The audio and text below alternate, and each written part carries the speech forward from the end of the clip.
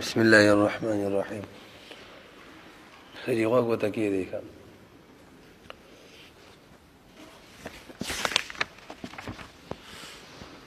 بسم الله الحمد لله رب العالمين. كما غزنا بشروق. بسم الله الرحمن الرحيم. الحمد لله الذي هدانا. بسم الله الرحمن الرحيم. قوله الحمد لله افتتح كتابه بحمد الله بعد التسمية اتباعا بخير الكلام. ولسی برون منگ دا خبره کړی و چې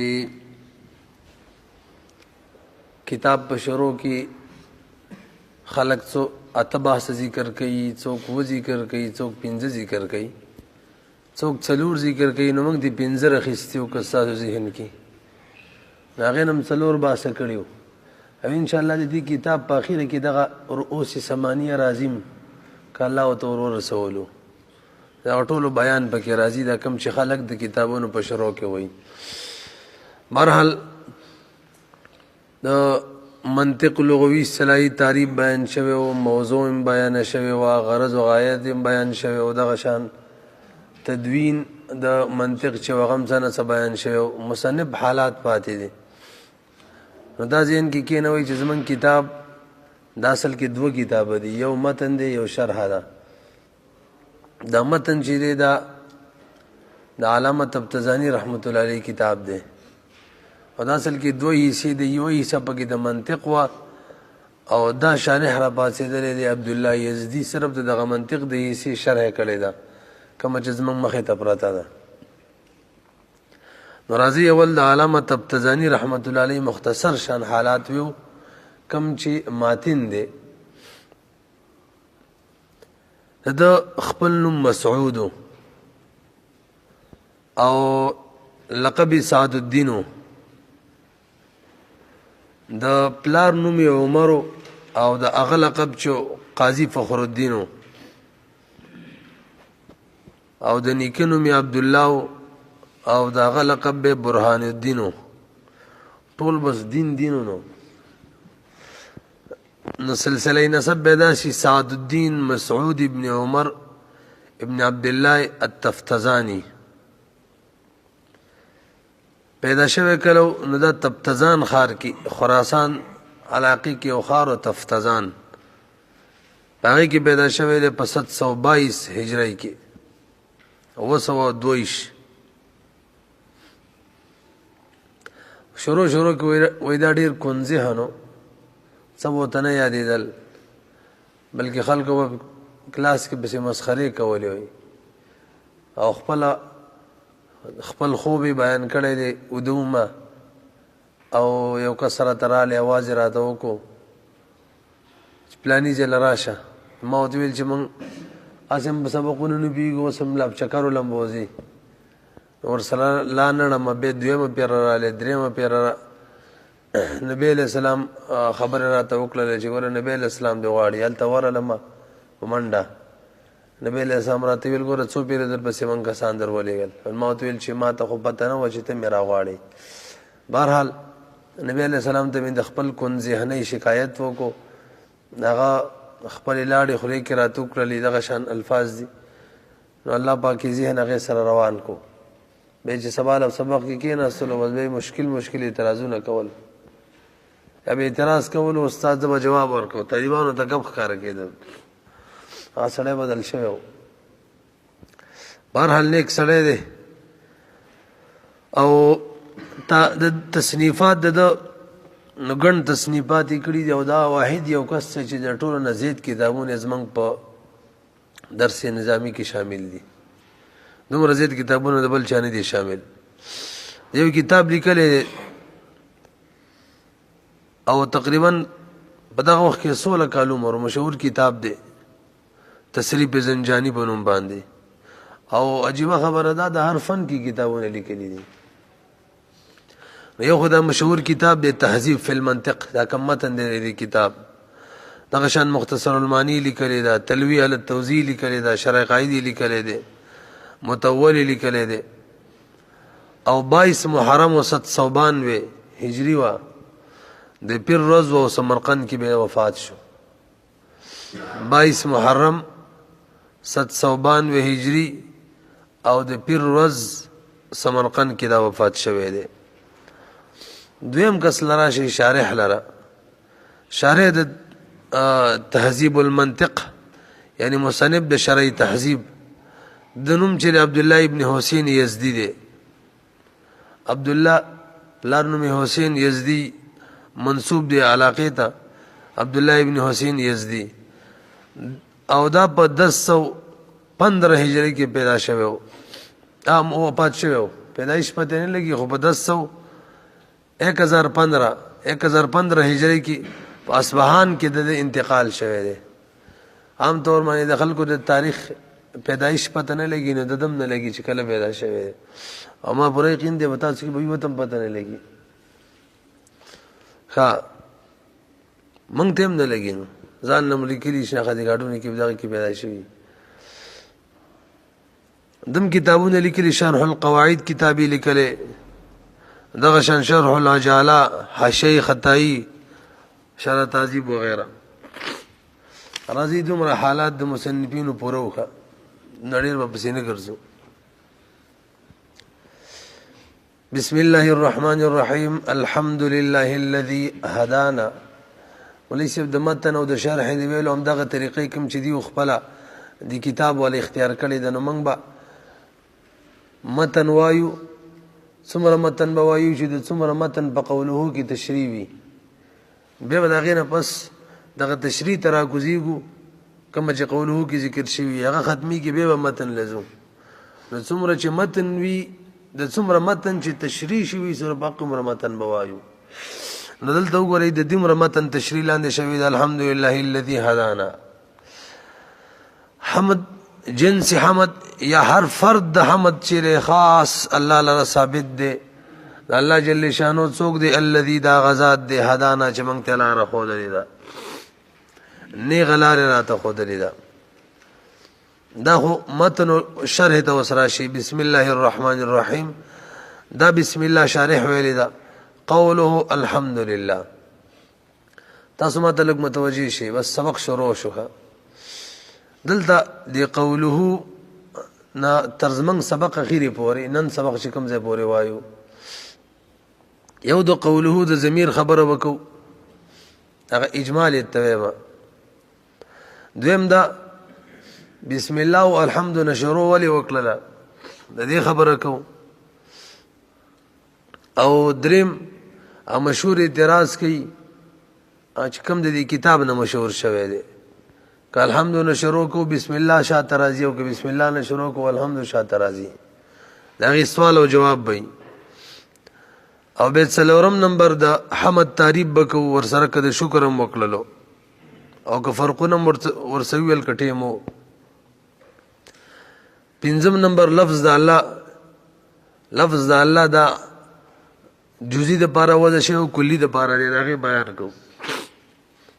به اخر کې نچول رئیستلې دی او دا ویلي دي دا څه چې ماتن ذکر کړی دي یعنی الحمدلله څنګه چې قران او حدیث کې دي دا سیده لکه چې داوم یو دلیل امر سره وي. بهرحال اول خبره تراشی قوله کې من مرقات کې ویلي دي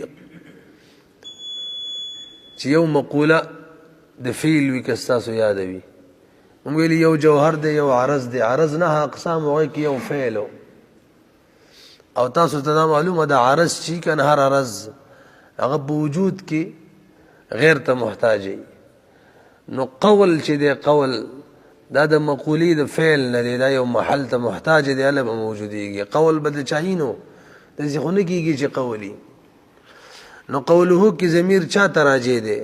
نو کته د اعتراض په طرز باندې وي چې قول د مقولې د فعل نه دی عرض دی، د لپاره محل پکار دی. محل د څوک دی وی الفاظ دیگر د قوله ضمیر چې دغه مرجع څوک ده. نو بس دا وی د جواب یې کوي چې بالکل همدغه شان مسله ده، مقولې د فعل نه دی محل ته محتاج دی او محل د قائل دی. قوله مطلب قول د قائل. اګه به اعتراضو کې چاله کېدل د ازمار قبل ذکر رااله من خبره وکړه لاغي کې دا وش ولا کما خبره هم چې وکړه په دې خورسه کنه چې ازمار قبل ذکر دی. نو لسه من کافیه کې ویلي دي د مرجع 3 اقسام دي 3 طریقې دي کله مرجع لفظا ذکر وي ضربت زیدا غلامه مثال ضربت زیدا غلامه نو مخکې زید ذکر دی نو او دویم نمبر هغه مرجع معنوي وي اعدلوا هو اقرب هو ضمیر عدل تراجع دی عدل په اعدلو کې دی کنه نو معنا د عدل چې دغه په اعدلو کې د دې ته ویل کېږي مرجع معنوي یو مرجع حکمی چې هر چا په ذهن کې بس حکمان داسې لکه چې مخکې ذکر دی لکه ضمیر شان او ضمیر قصه کې قل هو هر چا ته پته دی چې الله یادینو دلته مرچا ته پته دی چې قائل یادینو دلته مرجع حکمی ده نو دا اعتراض ونه کې چې ازمار قبل ذکر را لے خبر باندې راسي کنه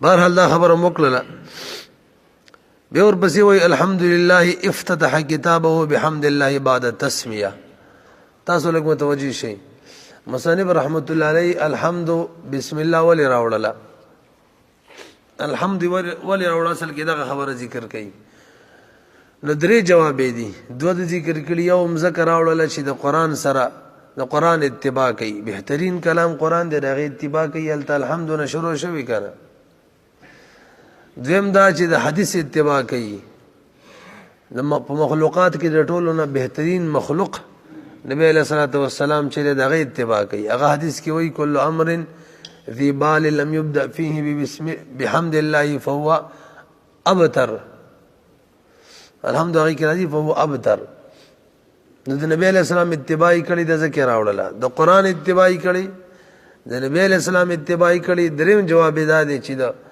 سلف صالحین اتباع کړي هغه شروع د کتاب کې الحمد راوړي خدا درې مدنه د ذکر کړي ولی ذکر دې درې می مرجع ما اورنې دواړه دي کنه سلف صالحین ولی کوي قران اتباع کوي حدیث کرا غلی ذکر کوي موافقت ور صبر حال زمنن رااله دا خبره وشوله تاسو ګورئ لکشن افتتح کتابه شارح وی مصنف ماتن چره د افتتاح د خپل کتاب وکړه بحمد الله دا الله بحمد سره وکړه بعد تسمیه نفس اتباعا بخیر الكلام د دې لپاره د دې د وجنه چې اتباع کوي بخیر الكلام بلکې د دې د وجنه مې وي د دې د پاره چې اتباع راشي خیر الكلام سره چې قران مجید دی و اقتداء بحديث خير الانام او د دې د پاره چې اقتدار شي په حدیث ته بهترین د خلقنا علیه و علی آله الصلاۃ والسلام نبی علیہ السلام یې ولې ما ترجمه وکړه اتباع معنا د دې د وجه نه مې ونه ویل بلکې څنګه ویل د دې د پاره اصل کې مفعول له چې کنه په دوه قسم باندې دی یو مفعول له حصولی یعنی دا غي د حاصلولو د پاره فعل کیږي په الفاظ دي ګره د فعل علت نه وي بلکې د فعل حکمت وي او بل مفعول له چې هغه څه دی وجودي دی وجودي چې مفعول له مخکې نه موجود وي دا غي د وجه نه فعل منځ راشي په الفاظ دي ګره مفعول له چې هغه علت وي تاسو خبره باندې پیږي کنه اړین مشکل کار دی شیخ الاسلام کتابونه کې لیکلي علت او حکمت معلومه ول کله کله خلق د حکمت نه علت جوړ کې بس قصه ورانه کی بلا رواني سور لیټ لګېدلې بروډ باندې سور لیټ او یمړ ویا سیم لار کولاو دا ټریپ کوالم نشته غاړي ماړي نشته بس ورځ په هیڅ په ورزي دا سره فرض کی چې دا سور لیټ علت چې کنه هغه رش جوړې دي چون کې علت نشته او قاعده دار چې علت نه یو حکم موجودی کې واپس کړت خیالم ده کنه بس ته غاړي ور روان کی حالانکه دا سور لیټ د پارا دا رش چې د علت نه ده دا حکمت ده تاسو خبره پیږي کنه نو خلق دغه مې یو خارجي مثال ویلو خلق په زموږ په فقه په کتابونو کې حدیثو کې زیب په زبانی علت حکمت نوم د چا ورکی علت ورته ورکی حالانکه علت او حکمت کې فرق دی تنویر رحمت الله علیه ملفوظاتو کې بهترین فرق ذکر کړی دا وختي چې تما اشاره وکړه علت او حکمت کې دا فرق دا زیتی خبرې دي خو اهم دي ښه. علت او حکمت کې دا فرق وي چې علت د شی په شی مقدم وي هغه د وجه نه هغه شی کیږي. خیال هم ده کنه. لکه مثال قعدت عن الحرب جبنا جنگ نه کېناستلم ولې کېناستلې جبن بزدلي را پکې ونه بزدلي مخکې نه وه هغې په وجه فعل مخې ته رالی. او دیو نمبر حکمت وي حکمت د شی چې د شی نه پس وي د شی په ثمراتو کې پوهېږئ که نه. نو علت د شی په شی مقدم وي او حکمت د شی نه رستی. لکه د مثال کې چې ضربته تأدیبا ما زیدو وهلو ولې دې ووهلو ادب پکې راشي. نو ادب د وهلو نه پس راځي ادب د حاصلولو دپاره مې ووهلو. خیال هم دی که نه. نو مفعول له دوه اقسام دي یو حصولي دی د هغه مفعول له دی چې مفعول له علت د فعل وي او دویم نه الټه شومه اول نمبر وجودي دی د هغه مفعول له دی چې مفعول له علت د فعل وي او دویم نمبر حصولي دی د هغه مفعول له دی چې هغه حکمت د فعل وي. ذهن کې خبره کېناستله دلته دواړه حصولي دي ښه. نو ځکه مې معنا دغه شان وکړه حصولي والا معنا اتباعا بخیر الکلام چې حاصل شي تابعداري د بهترین کلام او چې حاصل شي اقتدا په حدیث د خیر الانام سره. خبره باندې پوه شولې. لاندې حاشیه کې یو اعتراض ذکر کړی دی نو راځي چې موږ هم ذکر کو تاسو لږ بر وګورئ. مولوي صاحب اعتراض دا دی ته دلیل کې وې دلیل کې چې الحمد داوا دي دا وکړه چې الحمد ذکر راوړله دلیل ورته دا بیانې د قرآن اتباع کوي د حدیث اتباع کوي. اعتراض پیدا دی چې حدیث کې داوا کې دا الحمد پس بسم الله نه راوړل داوا دا د الحمد یعنی دا داوا مقیده ده الحمد پس بسم الله نه دلیل مطلق راوړی دی چې الحمد ولې راوړي ځکه به کلام ابتر وي نامکمل وي. هغه صرف د الحمد دراوړو وجه د هغې کې دا نشته حدیث کې چې د بسم الله نه پس ولې ده. خبره پوه شولې که نه. دې ته تقریب غیر تام وایي دعوی مطلقه مقیده ده او دلیل راوړی دی مطلق. نو لاندې جواب ورپسې به ذکر کړی دی چې د عربو دغه عادت دی چې کله کله د مقیدې دعوې دپاره مطلق دلیل راوړي او هغه کار ورکوي که نه. نو چې کله کار نه ورکول بیا به ټیک نه وي کار ورکوي. لکه عرب وایي که نه اکرمت زیدا فی السوق لکونه عالما ما د زید اکرام وکړلو په بازار کې ولې دې وکړلو لکونه عالما ځکه چې عالم و. نو ما د زید اکرام وکړلو په بازار کې دا مقید دی که خیلم وي علت څه وایي ځکه عالم دی. نو عالم چیرې د اکرام خو بازار غیر بازار دواړه کې پکار دی. خیلم دی که نه دی. نو دعوا چې کوم مقیده ده دلیل ولا څه راوړو مطلق خو کار پې کېږي. نو بس په بازار کې دغه وجه د کبارې ولکې نو بیم هلته هم دغه وجه ده د بسم الله نه پس د راوړو یې دقه وجه ده چې کوم حدیث دی. او که څوک بسم الله نه راوړي صرف الحمد وایي هم صحیح ده ما په خیال چې ورسېدلی بې. بهرحال مخکې راځي فإن قلت حدیث دوه خبرې وشولې یو د قوله د مرجع خبرې او دویم نمبر د الحمد بعد التسمیه د راوړلو وجه دو وجه ول علامه بیان کړلې مخکې. فإن قلت حديث الابتدائي مروي في كل من التسميه وليس دا مشهور اعتراض تاسو ته لږ متوجه شي. اعتراض دا چې ګوره حدیث کې د بسم الله بیان هم راغلی دی د الحمد بیان هم راغلی دی او دا ابتدا چې دا یو بسیط شی دی که نه دا توضیح کیم دی دیو نه به شروع کې یا به د الحمد نه شروع کې بسم الله در نه شاته کېږي په هغې ابتدا نه کېږي یا به بسم الله باندې شروع کې الحمد شاته کېږي په الحمد باندې به ابتدا نه کېږي بسیط د ابتدا د یو شي نه کېږي. حالانکه حدیث کې دواړه راغلي دي په سوال باندې پوه شولئ. بهرحال خلاصه دا کم نم شروع کوو د الحمد نه د بسم الله والا په حدیث باندې عمل متروک کېږي او که بسم الله نه شروع کوو د الحمد والا حدیث باندې عمل متروک کېږي. نو دی ورپسې جواب ذکر کړی دی د جواب نه مخکې د مقدمې په طور باندې د ابتدا اقسام تاسو زده کوئ ښه توجه کوئ. ابتدا په درې قسمه د لاندې محاشي تعریفونه هم ذکر کړي. یو ابتدای حقیقي د ابتدای حقیقي چاته ویلی کېږي چې په مقصود او غیر مقصود ټول باندې مقدم وي دغې ته ابتدا وایي. ابتدائی حقیقی وای. دویم نمبر چې دا هغه ابتدائی اضافی ده. ابتدائی اضافی چاته ویل کیږي چې په چا باندې مقدم وي بس تا کافی ده. که د دین څوک مقدم وي هغه څه کار نشته ری دي د دین د مقدم وي، خو چې د خپل په چا مقدم بس دا کافی ده. دریم نمبر ابتدائی عرفی ده. ابتدائی عرفی چاته ویل کیږي چې عرف کې خلک هغه ته ابتدا وایي. عام طور خلک وایي چې په مقصود باندې مقدم وي. عرف کې او د خلک ابتدا وایي یعنی په مقصود مقدم وي. دا ابتدائی عرفی ده. خبر زده شولې. نو اوس راځي جوابونه له تقریبا 3 جوابونه ذکر کړي. اول جواب دا چې په بسم الله کې کوم حدیث وارد دی دلته ابتدائی حقیقی مراد ده. دا پارچا مقدم وي نو مصنف موږ ورا پارچا مقدم ذکر کړي، مقصود غیری مقصود معنی څوک هم دې مخکې نشته. او په الحمد کې چې کوم ابتدا راغلی ده د الحمد والا حدیث کې چې کوم ابتدا راغلی ده چې الحمدلله بشرو کې هغه ابتدا چې ده اضافي ده. بس په بعضی مقدم وي د کتاب په ټول مقصود مقدمه نه کنه بس دا کافی ده اگر که د دې نه مخکې څوک شته دی. بسم الله.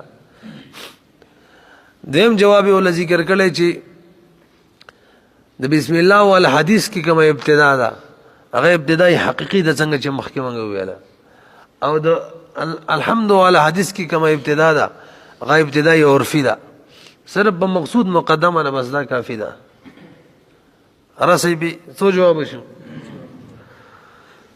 دریم جواب یې ول ذکر کړی دی چې دواړو کې ابتدائی عرفی دي.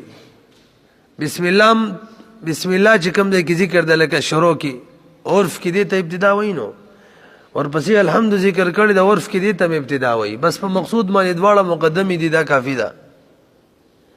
الحمد اگر کړ بسم الله نه رست دی کنه خو مقصود نه دی. کتاب کې خود کتاب مسائل مقصود وي. په خبره ورسېدلې څو جواب شو. دا خو مشهوري خبره وي ان شاء الله ته یاد وي. خو به دې حدیث باندې دا کوم طریقې سره تقسیم دی وکړی دی علماء په کلام کړی دی. کشمیری رحمه الله شیخ الاسلام درس ترمذی کې ذکر کړی کې به څوک ګوري منګه خپل حسامی شرح شان رانی ولې دا نیمه کې پاتې ده نیمه نه ډېر شوی دا لګه پاتې دا غي کوم لیکلی تاسو دغه بیان واورئ.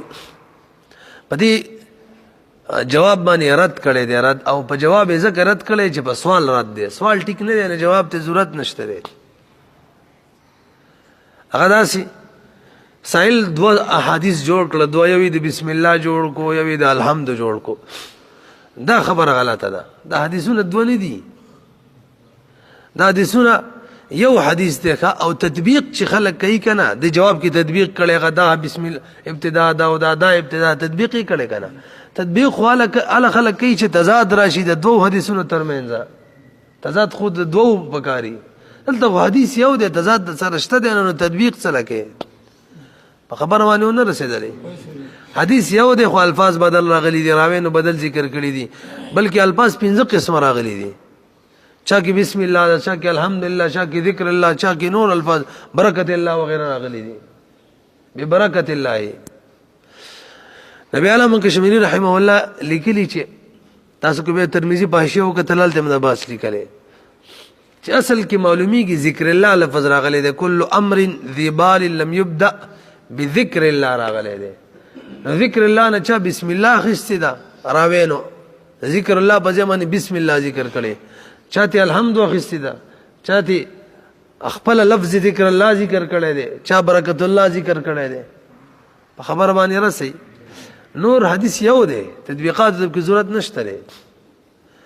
او ور سره بل اهم خبره ذکر کړي دی حدیث کې سخت استراب دی سند په اعتبار سره به استراب دی او دغه شان الفاظ او معنی کې استراب دی. خدای سره زمون کار نشته پرې دی. تاسو خبره مانی ورسېدلې دا جواب ورکول اله پکارو چې سوال خو تسلیم شي کنه چې او دوه حدیثونه دی او تضاد دی پکې خو چون کې سره پکې تضاد شته دی نه نو چې نشته دی نو به دې جواب تم ضرورت نشته دی. خو یو خبر ور سره هم زده کوي مطلق د ابتدا د اقسام موږ نه باطل او خاونه کشمیری سے باطل کړي دا ټیک دی.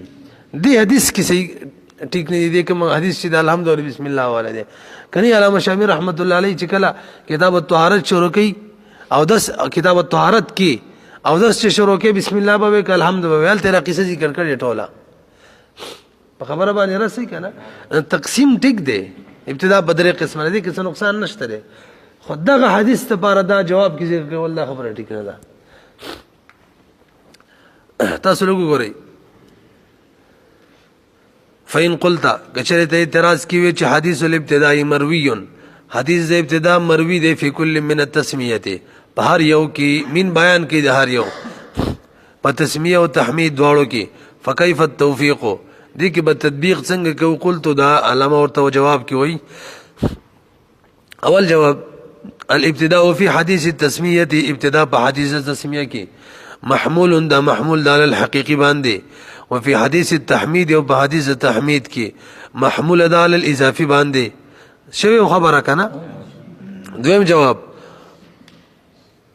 بسم الله دا په حقيقي باندې محمول ده او دویم او على العرفي هغه په عرفي باندې ده دریم جواب او في كليهما على العرفي دوړ محمول دي په ابتدائي عرفي باندې به ور سره دا خبره مې پرې خو دله من به اوس د څه نه شروع کوو بسم الله نه به کوو که د الحمد نه به کوو نو به کشمیري رحمه الله هم دا لیکلي شیخ الاسلام نقل کړي چې خطبو کې چې کله تاسو خطبه شروع کوئ نو د الحمد نه شروع کوئ ځکه دغه شان معمول ده خبره عمل کې داسې روانه ده الحمدلله خلک داسې شروع کوي او دین علاوه کوم نور کارونه دي هغه به بسم الله باندې شروع کوئ خبره باندې ورسېدلې